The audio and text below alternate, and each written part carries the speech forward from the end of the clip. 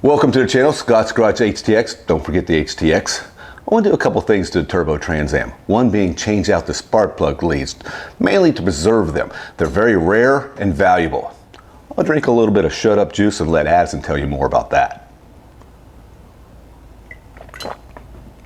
Why are these spark plug leads so rare and valuable? Well, only 1,555 Turbo Transams were produced, and Pontiac took the time to stencil 20th anniversary and Transam on each lead.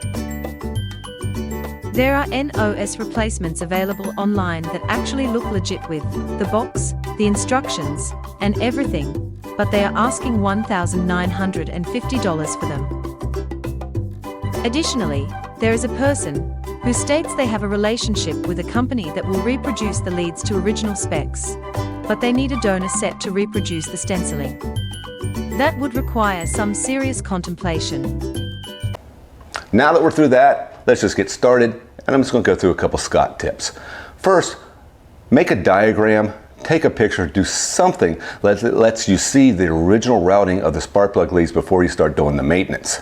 Second, use some dielectric grease inside the spark plug boot itself and the boot that goes to the distributor or the coil pack. This will help insulate the electrical connection. It'll also make it a lot easier removing the boots for future maintenance. Another thing, if your replacement boots do not come with this metal insulating sleeve, transfer them over to the new boots. These sleeves actually have an insulating material inside the sleeve itself, so it's a good idea to make that transfer. One other tip I can give you when pulling off these leads is on this metal insulator, push forward on it towards the engine and then pull on the spark plug wire. It's going to take a little bit, but it'll pop off. Do not pull on the wire and do not pull on just the metal sleeve itself. It just makes it harder. Well, if you pull on the wire, you're going to just ruin the lead. And if you pull on the metal sleeve, it's really difficult to get off.